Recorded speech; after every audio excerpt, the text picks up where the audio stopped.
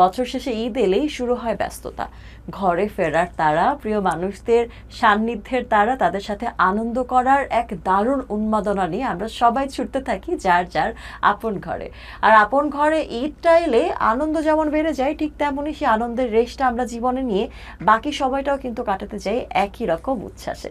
দর্শক, আপনাদের সকলকে স্বাগত জানাচ্ছি টিভি ইউএস এর আয়োজন এলো খুশির ঈদের আজকের পর্বে। সাথে আছে আমি সূচনা এবং আমাদের সাথে আজ আছেন একজন অতিথি যিনি আসলে আপনাদের সাথে ঈদের আনন্দটাই ভাগাভাগি করবেন, তবে তার ভাগাভাগি করার ব্যাপারটা একটু ডিফারেন্ট। আমরা যেমন খাওয়া দাওয়ায় আনন্দ খুঁজি, আমরা যেমন সিনেমা দেখায় আনন্দ খুঁজি, আমরা যেমন বন্ধু স্বজনদের নিয়ে ঘুরতে ভালোবাসি, সেই ঘুরে ফেরার মধ্যে কিন্তু আমরা আনন্দ খুঁজে পাই। তার ক্ষেত্রে ব্যাপারটা অনেকটাই সেরকম, কিন্তু তার সাথে যোগ করেছে বাড়তি কিছু। তিনি যোগ করেন গানে, সুরে এবং গানের কথায়। আমাদের সাথে আজ এই মুহূর্তে আছেন কর্নিয়া, কণ্ঠশিল্পী কর্নিয়া এবং ব্যক্তি কর্নিয়া। দুটো নিশ্চয়ই আলাদা দুজন মানুষ, নাকি একই রকম? না, একদমই আলাদা। একদমই আলাদা। দুজনকে ঈদ মোবারক, ঈদের ও শুভেচ্ছা। দুজনকে এটা ভালো লাগছে যে দুজনকে no, thank you so much. Eid মোবারক তোমাকেও। ঈদ মোবারক। ঈদ কোথায় করলে? ঈদ করেছি মানে এখনো বাসায়। করছো যদিও। হ্যাঁ, আমাদের এখন সাথে ঈদ স্টিল করছো। চলছে। তো ঈদ করছি হচ্ছে ঢাকাতেই ছিলাম অ্যান্ড আমার বাসায়। আর সবসময় দেখা হয় যে আমার যেহেতু আমার পাশে আমার শ্বশুরবাড়ি, তো ওদের সাথেই করা হয় পাশাপাশি দেখতে বাসা। গেছো, মানে ঈদ আসলেই সোশ্যাল প্ল্যাটফর্মে আমরা একটা রেগুলার চর্চা দেখতে পাই, বিশেষ করে মেয়েদের ক্ষেত্রে, যে বাবার বাড়িতে ঈদ করা, শ্বশুর বাড়িতে ঈদ করা এবং কর্মক্ষেত্রে ঈদ করা, এইসব নিয়ে একটা বেশ কষ্টকর অবস্থা তৈরি হয় যে বাবার বাড়ি যেতে পারছি না, শ্বশুর বাড়ি যেতে পারছি আমার না। যেহেতু সবই ঢাকাতে, সো প্রবলেম হয় না। এই জন্য বলছিলাম যে পাশের বাসা হচ্ছে শ্বশুর বাড়ি, আর You're so আম্মু হচ্ছে lucky. You're so আম্মু lucky. হচ্ছে একটু দূরে, বাট বসুন্ধরাতে, সো কাছাকাছি। হ্যাঁ, মানে তুমি চাইলেই সকাল হ্যাঁ, বিকাল আমি করে যেতে আসতে পারছো। এক্স্যাক্টলি। সো ঈদটা ভালো কেটেছে আলহামদুলিল্লাহ। এই যে ঈদের সময় সবার সাথে দেখা হয়, আনন্দ ভাগাভাগি হয়, তোমার আবার আরো একটা ব্যস্ততা থাকে। ঈদ আসলে আসলে অনেক অনেক প্রোগ্রামস থাকে হ্যাঁ। ঢাকার বাইরে। ঢাকাতে তো থাকেই, ঢাকার বাইরের প্রোগ্রামও কিন্তু অনেক থাকে। এবারে এই প্রোগ্রামগুলো কেমন যাচ্ছে? এটা প্রোগ্রাম খুব ভালো যাচ্ছে, খারাপ বলবো না। ঈদের লাইভ তো থাকবে, লাইভ তো করি নর্মালি সবসময়, কিন্তু চেষ্টা করি যে স্টেজ পারফরমেন্সের দিকেও একটু খেয়াল রাখতে। এবার যেমন আমি হাতিয়া জেলায় যাচ্ছি, নোয়াখালীর হাতিয়া উপজেলায় যাচ্ছি। তো ওখান থেকে অলরেডি আমি ঈদের আগ থেকেই একটা ভাইব পাচ্ছি যে আপু কবে আসছো, তোমার জন্য অপেক্ষা করছে, এরকম অনেক অনেক টেক্সট। সো সেখানে এক ধরনের অন্যরকম আনন্দ আমার কাছে মনে হয় আমি পাবো। আর যেহেতু এত সুন্দর একটা ওয়েলকাম, তো আশা করছি প্রোগ্রামটা খুব ভালো হবে। এটাই কিন্তু একটা অন্যরকম আনন্দ থাকে যে আমরা যেখানটায় বসবাস করি, যেখানে জন্মগ্রহণ করেছি, যেখানে থেকে অভ্যস্ত, সেখানকার একরকম ঈদের আমেজ। আর্টিস্ট হলে অ্যাডভান্টেজ হচ্ছে যে এটাকে ছাপিয়ে দূর দেশে যাওয়া যায়, দূরের এলাকার মানুষের ঈদ উদযাপনের অংশ হওয়া যায়। সবার সাথে একটা ডিফারেন্ট একটা ভাইব থাকে, হয় না? যে আমি আসলে আতিথেয়তা খুব পাই, যেখানেই যাই না কেন সেখানে সবাই এত ভালোবাসা দেয়, এত এত আদর করে, তো সেটা একটা মেমোরেবল হয়ে থাকে আমার সারা জীবনের জন্য। অ্যান্ড মনে হয় যে বারবার ওখানেই যাই এরকম হয় সব কান্ট্রিগুলো, মানে সরি সব জেলাগুলোতে। কান্ট্রি বললেও ভুল হবে না, দেশের বাইরেও অনেক প্রোগ্রাম হ্যাঁ, করতে যেমন চাও। হ্যাঁ, আমি খুব বেশি না গেলেও যেমন সাউথ কোরিয়াতে গেছি, সেখানেও ও মাই গড জোশ, একটা সবার সঙ্গে এত সুন্দর একটা বন্ডিং হয়ে গেছিল। দেন কানাডা গিয়েছি, সো ওখানেও সবাই এত বেশি ভালোবাসা দিয়েছে। আবার যাব রিসেন্টলি, আবার হয়তো ইনশাআল্লাহ যাব কানাডাতে। তো এই তো পাই ভালোবাসা, পাই মানুষের ভালোবাসা পেলে তো ভালোই লাগে। গ্রেট। আচ্ছা কর্নিয়া, এবার একটু বলো যে ঈদের গান নিয়ে তুমি কি বলবে? গত বছর তো আমার একটা গান ধামাকা আকারে এসেছিল, জামদানি শাড়ি। সো এবার আসলে আমি একটু চিন্তা করেছি, গত বছর যে একটা ধাক্কা খেয়েছি, যেমন আমার ফিল্মের একটা গান এসেছিল, টগর ফিল্মের একটা গান করেছিলাম 100% দেশি। সো দুটো গান পরপর আসা অ্যান্ড বিভিন্ন গান আসা ঈদের মধ্যে, সো দেখা যায় যে হয় না অডিও ইন্ডাস্ট্রিতে এত এত গান আসছে যে ওইটার মধ্যে হয়তো আমার কাছে মনে হয় যে আমার এত গানের মধ্যে হয়তো আমার গানটাকে আসলে ঠিকমতো শুনছে, মানে ঠিকমতো পৌঁছাতে পারছে কিনা দর্শকের কাছে। সো আমি চিন্তা করছি না, একটু ফ্রি টাইমে এবার একটু চেঞ্জ করেছি। সবসময় তো থাকে ঈদ ধামাকা, বাট এবার ঈদের পরে ধামাকা দিব আর কি। ঈদের পরে ধামাকা দিব? হ্যাঁ, ইনশাআল্লাহ। ঈদের পরে তো আবার কোরবানির ঈদ। হ্যাঁ, কোরবানির ঈদের আগ মুহূর্তেই হয়তো আমরা গানটা আপলোড করব। অ্যান্ড গানটা হচ্ছে আমার এবং বিলাল ভাইয়ার একটা গান আসতেছে, ডুয়েট। অ্যান্ড বেলা ভাইয়ের সাথে বেশ অনেকগুলো কাজ করেছে। ভাইয়ার ইউটিউব চ্যানেলে কিছুদিন আগে একটা গান বের হয়েছে, তুমি ছাড়া নেই আলো, প্লাস এখন আমার চ্যানেলে যাবে। সো এটা নিয়ে আমি খুবই এক্সাইটেড। ভাইয়ের সাথে সবাই গানগুলো খুব পছন্দ করছে। এর আগেবার আসিফ ভাইয়ের সাথে গান করতাম, তো সবাই বলতো যে আসিফ ভাইয়ের সাথে গান আর কত পাবো। তো ওরকম একটা ভাইব করতে করতে 7-8টা গান হয়েছিল আসিফ ভাইয়ের সাথে। এবার বেলা ভাইয়ের সাথে করা স্টার্ট করেছি। দেখি এক একটা জুটি হয় না, আমার কাছে জুটি কিন্তু খুব মজাই লাগে। তো এবার তোমার তো একটা যে জুটি তুমি বানাচ্ছ, জুটি হিসেবে তুমি অডিয়েন্সের সামনে উপস্থাপন করছো নিজের গানগুলোকে, ব্যক্তি তুমি হিসেবে বা শ্রোতা হিসেবে তুমি কোন জুটির গান সব থেকে বেশি ভালোবাসো? আমি যদি বলি তাহলে বলবো অনেক আগের কথাগুলো আমার এসে যায়, যেমন ইন্দ্র কিশোর, Okay. Sabina Yasmin, Indra Kishore and Runa Laila, এরকম আর কি। আমার কাছে ওই ফিল্মের ওই গানগুলোর কথা মনে পড়ে যায়।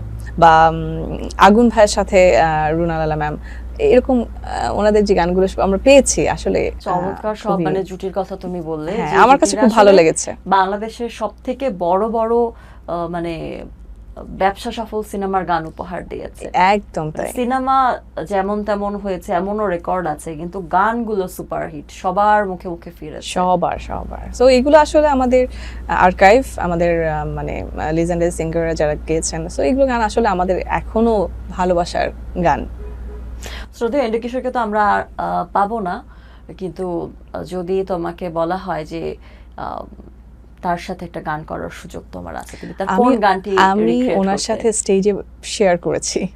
না, তোমার যদি এখন রিক্রিয়েট করার সুযোগ আসে? আচ্ছা, সো দাদার সাথে যেহেতু স্টেজ পারফর্ম করেছি, তখন কি গান করেছিলাম সেটা আমার মনে পড়ছে না, বাট ওনার একটা গান আমি আরও একটা স্টেজে করেছিলাম। আমি যখন ক্লাস 8-9-এ পড়ি, ঠিক আছে, তখন একটা ভাইয়ার সাথে আমি গান করেছিলাম। তখন তো এই গানটা ভক্তই ছিলে, ভক্ত হিসেবে অবশ্যই করেছিলে? অবশ্যই, এবং ওই গানটা তখন খুবই জনপ্রিয় ছিল। গানটার নাম হচ্ছে তোমায় দেখলে মনে হয় হাজার বছর তোমার সাথে ছিল পরিচয়। সো এই গানটা ডুয়েট ছিল, এবং এই গানটা আমি গাওয়ার পরে যেটা হয়েছিল, স্কুলে যখনই যেতাম সবাই আমাকে এটা নিয়ে খুবই ইয়ে করতো, আর পাশ থেকে গান গাইতে গাইতে যেত সবাই। সো এটা একটা অন্যরকম ভাইব এই গানটার কথা ছিল। যেটা তুমি বললে, আজকে তো আমার স্কুল আর বসাতে পারবো না, কিন্তু আড্ডা যেহেতু চলছে, তুমি যদি দুলান একটু গাও এই গানটা, কেমন? ওকে, চেষ্টা করছি। Okay. আ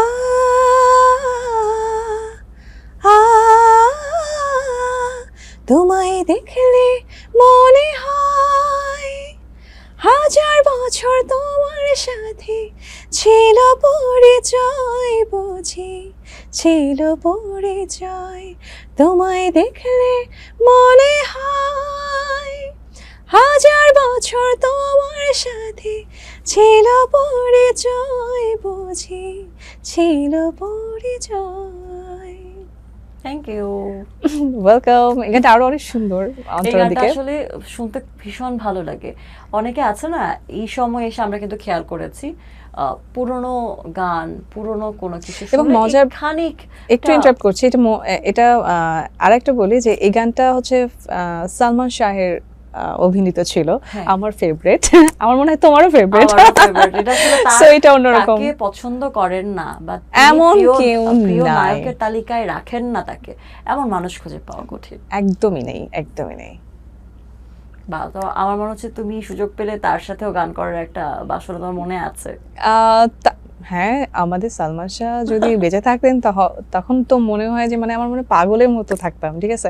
হয় না যে এখন ওই ভাইবটা নাই, ওই ব্যাপারটা নাই যে একটা মানুষকে ভালোবেসে পাগলের মতো হয়ে যাওয়ার, এই ব্যাপারটা আমি এখন পাই না। কিন্তু একটা টাইম আমরা পাগলের মতো ভালোবাসতাম, এবং মানে যখন তিনি মারা গিয়েছিলেন তখন কাঁদতে কাঁদতে তো পুরো শেষ, যে সালমান শাহ নেই, এটা আমরা বিশ্বাসই করতে পারতাম না। স্টিল আমরা বিশ্বাস করতে পারি না, যারা আমরা এই কারণেই অতীত কিন্তু তিনি ভাবতো। একটা অন্যরকম আবেশে আমাদের মধ্যে রয়ে গেছে, একদমই তাই, ঠিক চিরতরুণ হয়ে রয়ে গেছে। একদম একদম।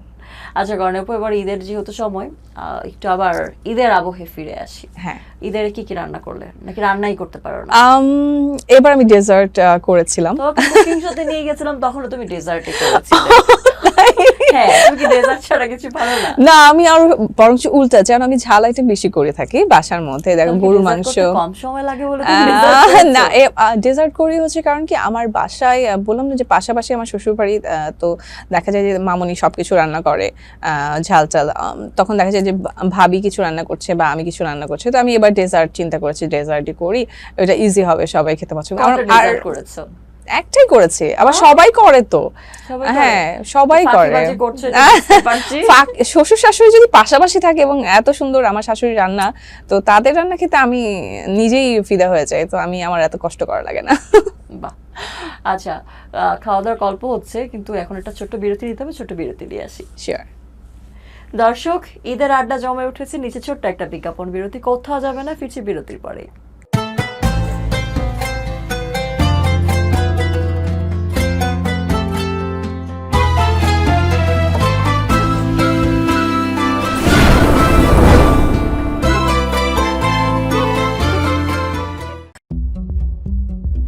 ছোটবেলায় আমাকে রেখে মা যখন কাজে যেতেন তখন তার দুশ্চিন্তার শেষ ছিল না, আর এখন আমার সেই অবস্থা।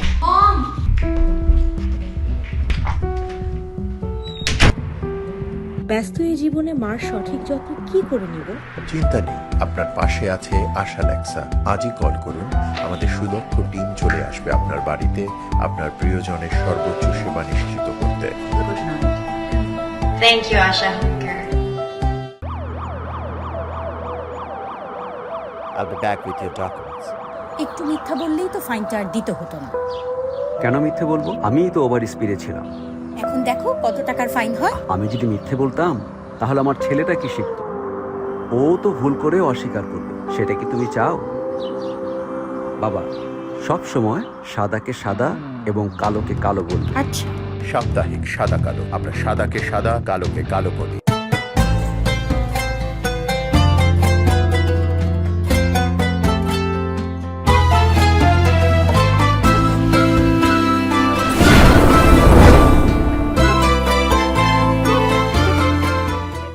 দর্শক, বিরতির পর আবারও ফিরে এলাম। এটা ইউএস এর আয়োজন এলো খুশির ঈদের, সাথে আছে সূচনা এবং আমাদের সাথে আছেন কণ্ঠশিল্পী কর্নিয়া। কর্নিয়া, আবারও ফিরে এলাম।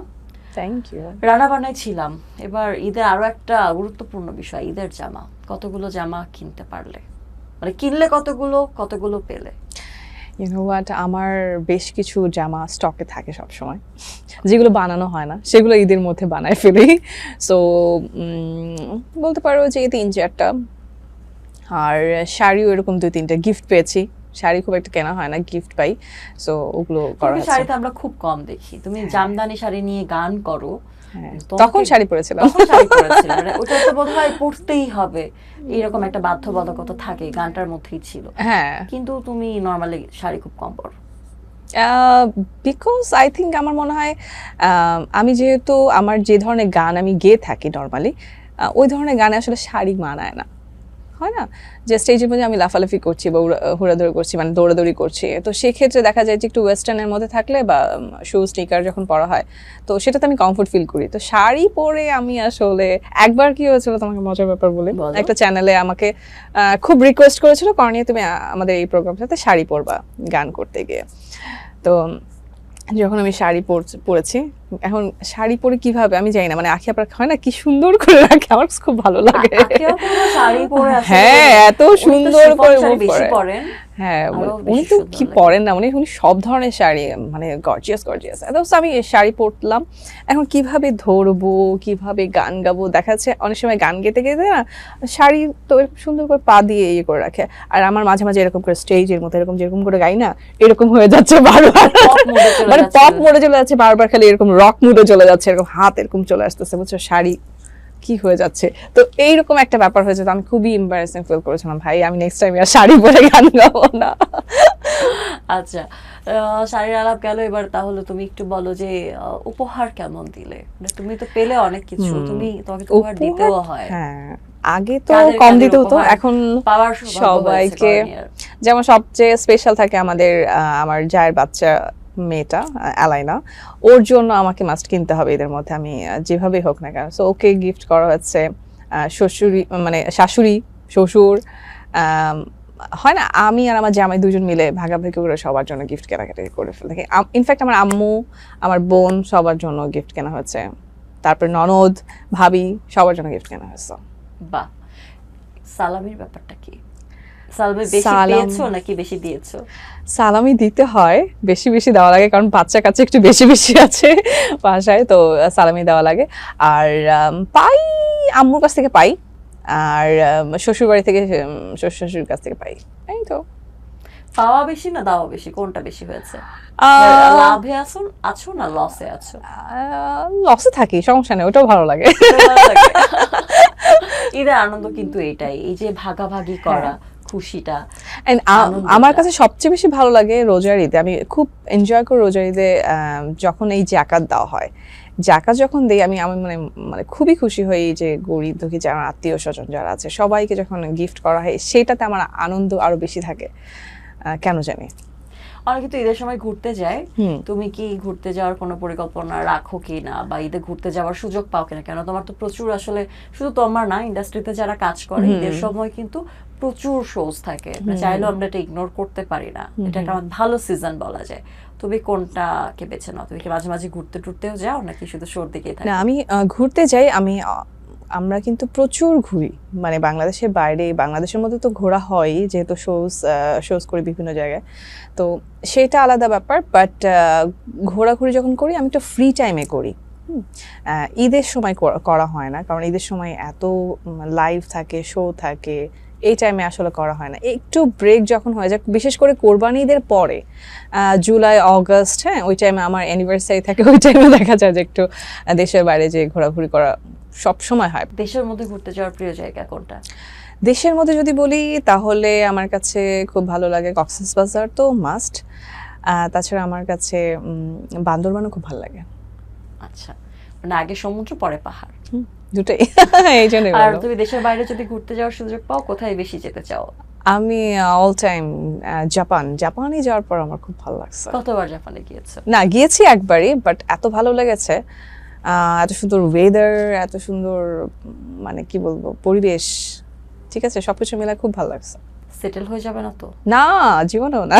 বাংলাদেশে থাকছো? বাংলাদেশে থাকবো এবং বাংলাদেশেই মরতে চাই, এটাই হচ্ছে কথা। মানে আমি এবং আমার হাজব্যান্ড দুজনেই কেন জানি বেশি দিন বাংলাদেশের বাইরে থাকতে পারি না, হয় না, হায়েস্ট গেলে 7-8 দিন, 9 দিন গিয়েছি হায়েস্ট। তো এরপরে আর না, প্লিজ বাসায় যাবো, মানে কান্না বাকি, যে কবে বাসায় যাবো, এরকম একটা ব্যাপার। আচ্ছা করে আপু, ঈদ বা ঈদের বাইরের সময় যখনই বলি না কেন, যারা সঙ্গীত শিল্পী বা যারা পারফর্মার, তাদের তো সৃষ্টিশীলতার মধ্যেই থাকতে হয়, নানান সময় নানান কিছুতে ব্যস্ততা থাকে। তোমার ঈদের ব্যস্ততা আর অন্য সময়ের ব্যস্ততা, দুটার মধ্যে আসলে তফাৎ কি? ঈদের মধ্যে তো আসলে সময় পাওয়া যায় না, সত্যি কথা বলতে। মানে আমার কাছে মনে হয় যে দুইটা টাইমে আমি অনেক ব্যস্ত থাকি, মাশাআল্লাহ, আলহামদুলিল্লাহ। তো ঈদের মধ্যে যেটা হয় যে প্রত্যেক দিনই শুটিং থাকে, প্রত্যেকদিন মেকআপ করতে হয়, প্রত্যেকদিন শুটিং, ঈদের শুটিং থাকে বিশেষ করে। আর একটা যেটা ব্যাপারটা থাকে সেটা হচ্ছে প্রতিদিন ডিফারেন্ট ড্রেস পরতে হয়, মানে একই স্টেজ, মানে একই অনুষ্ঠানে যাওয়ার পরে আরেকটা অনুষ্ঠানে আরেকটা ডিফারেন্ট যদি না পড়ে, তখন মনে হয় যে না, ওটা ওখানে পড়ছে, ছবিও তোলা হলো না, এটা একটা আমাদের খুবই প্রবলেম। আর শোতে গেলে দেখা যায় যে হয় না, আগে পিছে করে ড্রেসগুলো পরা যায়, তো ওইটাতে এত প্রবলেম হয় না। বাট ঈদের সময় শুটিং বেশি থাকে, এটা একটা ব্যাপার। ব্যস্ততার কথা শুনছি, গল্পও চলছে, এর মধ্যে একটা ছোট বিরতি নিয়ে আসি। দর্শক, ঈদের আড্ডা চলছে এবং আড্ডার মধ্যেই কিন্তু আমরা ঈদের আনন্দ, ঈদের খুশিটাকে ভাগাভাগি করছি। এখন নিচ্ছে ছোট্ট একটা বিজ্ঞাপন বিরতি, ফিরছি বিরতির পরেই।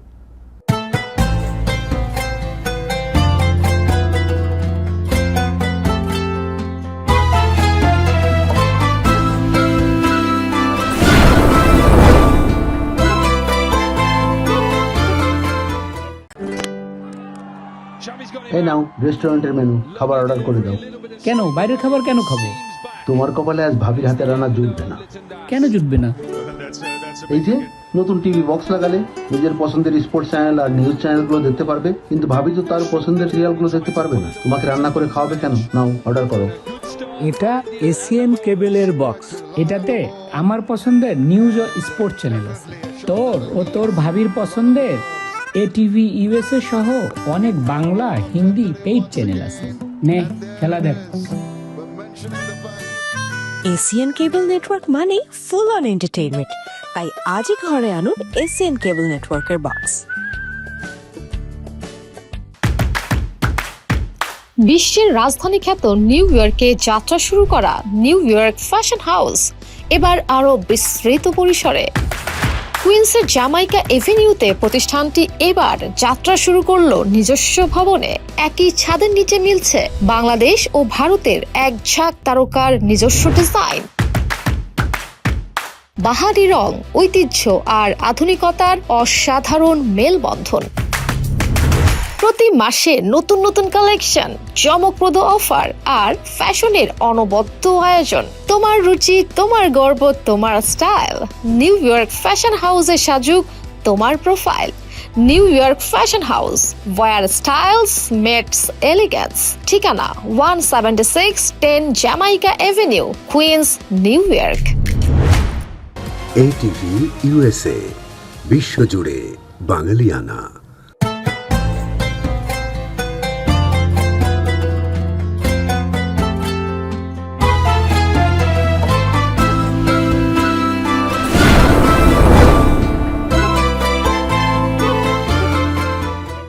বিরতির পর আবারও ফিরে এলাম এটিভি ইউএস এর এলো খুশির ঈদের আজকের পর্বের সাথে আছে আপনাদের হোস্ট আমি সাদিয়া রোশনি সুজন, এবং আমাদের সাথে আছেন আজকের অতিথি এই প্রজন্মের জনপ্রিয় একজন কণ্ঠশিল্পী, যার জন্য ঢাকায় নাকি সবসময় জ্যাম লাগে, কর্নিয়া আছেন আমাদের সাথে।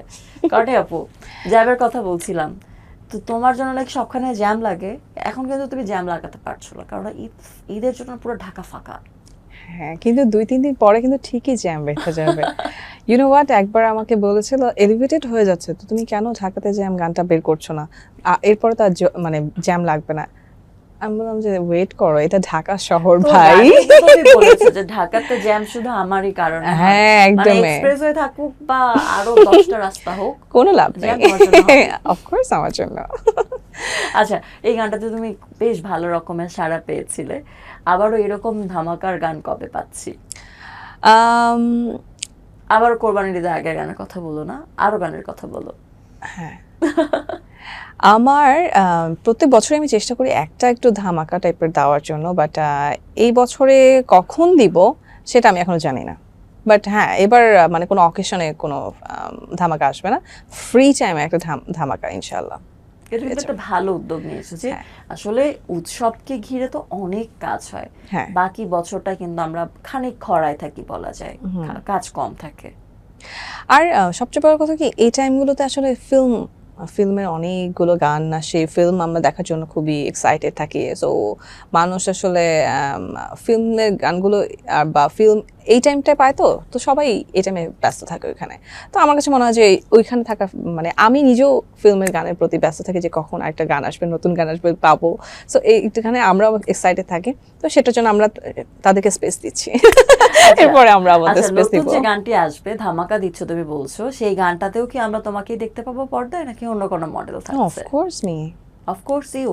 মানে কেন, গান তুমি গাইবে, মডেল তো অন্য কেউ হতে পারে। শোনো, নিজের গানে নিজের, আমার কাছে কেন জানি মনে হয় নিজের গানে নিজের মডেল হওয়াটাই ভালো। ওটার এক্সপ্রেশন, ওটার যে ব্যাপারটা, না খরচ তো বাঁচানোর জন্য আমি কখনো এরকম করি না। আমি কিন্তু প্রত্যেকটা ভিডিওতে আমার কেউ না কোনো মডেল থাকবেই, কারণ হয় না যে একটা ডান্সের গানে আমি তো আসলে ওভাবে ডান্স করতে পারবো না, কারণ আমি একজন আর্টিস্ট, আমি যতটুকু দরকার পারফরমেন্স করে হ্যাঁ সেরকম করতে পারবো, কিন্তু একদম প্রফেশনালি আমি ডান্স করতে পারি না। সো এই জন্য একটা প্রফেশনালি একজন কাউকে না কাউকে আমি রাখি, ঠিক আছে, পয়সা বাঁচানোর জন্য না। আচ্ছা, ব্যক্তি জীবনে কি তুমি কখনো মানে কিপটামি করো? না, আমি কখনোই কিপটা না, এটা বাসায় সবাই বলে না। আমার হাত প্রচন্ড খোলা, আমি প্রচুর খরচ করতে পছন্দ করি। আচ্ছা, এটা অবশ্য টের পাচ্ছিলাম, তুমি যেটা বলছিলে যে ঈদের সালামি যাই পাও না কেন তোমার দিতে ভালো লাগে খুবই, এবং এই দাওয়ার মধ্যে যে আনন্দ খুঁজে পায় তার জন্য আসলে কিপটা হওয়া খুব কঠিন। আর মজার ব্যাপার শোনো, যে আমি 5 বছর বিয়ে করেছি, 5 বছর আমি মনে হয় কোনো কিছু টাকা পয়সা জমাতে পারি না, এত ঘুরেছি, এত ট্যুর করেছি। দেখছো, নেক্সট ট্যুর টাকা আছে তো? হ্যাঁ, ওইটা জমি, ওই তো বললাম না যে নেক্সট সিজনে, মানে সিজন করার পরে ব্রেক টাইমে ঘুরে আসি ওই টাকা দিয়ে, পরে দেখি টাকা শেষ হয়ে গেছে। না, টাকাটা এরকম ভাবে না থাকুক, তোমার যেন সব সময় এই ব্যালেন্সটা ঠিকঠাক থাকে, যাতে ঘুরতে পারো, আবার ঘোরার প্ল্যান করতে পারো, অনেক কাজ করতে পারো, এমনটাই চলবে। এটা আমাদের সব প্রত্যাশা থাকবে, ইনশাআল্লাহ থাকবে। তোমাকে পেয়ে খুব ভালো লাগছে। সব শেষে একটু জানতে চাই যে তোমার কাছে এই যে এলো খুশির ঈদ, সেই ঈদের জন্য সারা বছর অপেক্ষাটা কেমন থাকে? ও মাই গড, বললাম না যে আমি রোজার ঈদটা এত পছন্দ করি, আর আমার কাছে মনে হয় যে ওই গানটা কখন শুনবো, ওমন রমজানের রোজা শেষে এলো খুশির ঈদ, এই যে আজকে তোমাদের এখানেই লেখা আছে এলো খুশি। তো আমি এখানে যখন টাইটেলটা দেখছিলাম আমি ভাবছিলাম যে ওই গানটা আমি গিয়ে আজকে শেষ করব। সো এই গানটা না শোনা পর্যন্ত আমার কাছে ঈদ কমপ্লিট লাগে না। প্রত্যেক বছরই আমাকে এই গানটা শুনতেই হবে এবং এই গানটা এটা শুনতেই হবে না, আমাদেরকে শোনানো, মানে তোমাদেরকে শোনাতে হবে। না না না এরকম না। মানে এই গানটা এতখানি আমাদের রক্তে মিশে গেছে, রন্ধ্রে মিশে গেছে। এক্স্যাক্টলি। এই গানটা মানে গুনগুন করে তুমি তো গাইছোই, এছাড়াও তুমি রাস্তাঘাটে বের হও, তুমি টেলিভিশনে চ্যানেল চেঞ্জ করতে থাকো, ঈদের আগে এখন সোশ্যাল প্ল্যাটফর্ম স্ক্রল করতে থাকো, কেউ না কেউ রিলসে দিচ্ছে, স্টোরিতে দিচ্ছে, এই গানটা আমরা অসংখ্যবার শুনতে থাকি, শুনতেই থাকবো এটা সারা জীবন। আজকের আয়োজনটা তোমার গানটা শুনতে শুনতে শেষ করবো, তার আগে একটু দর্শকদের কাছ থেকে বিদায় নিয়ে আসি। গল্পে আড্ডায় অনুষ্ঠানের একদমই শেষ পর্যায়ে চলে এসেছি। এতক্ষণ আড্ডা দিচ্ছিলাম আমাদের প্রিয় একজন মানুষ কর্নিয়ার সাথে, যার জন্য নাকি ঢাকায় জ্যাম লাগে, কিন্তু আপাতত ঢাকায় জ্যাম নেই, ঢাকার পথঘাট ফাঁকা, এবং ফাঁকা ঢাকায় ঘুরে বেড়ান খুশিতে আনন্দে, এবং ঈদের খুশিতে পরিবারের সাথে যেমন আড্ডা দেবেন তেমন আমাদের সাথেও কিন্তু আড্ডাতে যোগ দিতে ভুলবেন না, কেননা এটিভি ইউএস এর আয়োজনে কিন্তু আপনাদের জন্য এই পুরো ঈদে থাকছে নানান রকমের আয়োজন। আর সেই আয়োজনে আপনাদের সাথে এতক্ষণ আমি যেমন সাথে ছিলাম, আগামী পর্বে নতুন কোনো অতিথি নিয়ে হাজির হয়ে যাব। সে পর্যন্ত সকলে ভালো থাকুন, সুস্থ সুন্দর থাকুন। কর্নিয়ার কণ্ঠে সেই কালজয়ী গান ওমন রমজানের ওই রোজার শেষে শুনতে শুনতে বিদায় নেব আজকের আয়োজন থেকে। ঈদ মুবারক। ওমন রমজানের ওই রোজার শেষে এলো খুশির ঈদ, তুই আপনাকে আজ বিলিয়ে দেশুন আসমানি তাগিদ, তোর সোনা দানা বালা খানা সব রাহে লীলা, তোর সোনা দানা বালা খানা সব রাহে লীলা, দে জাকাত মুর্দা মুসলিমেরাজ ভাঙাই ঈদ, ওমন রমজানের ওই রোজার শেষে এলো খুশির ঈদ।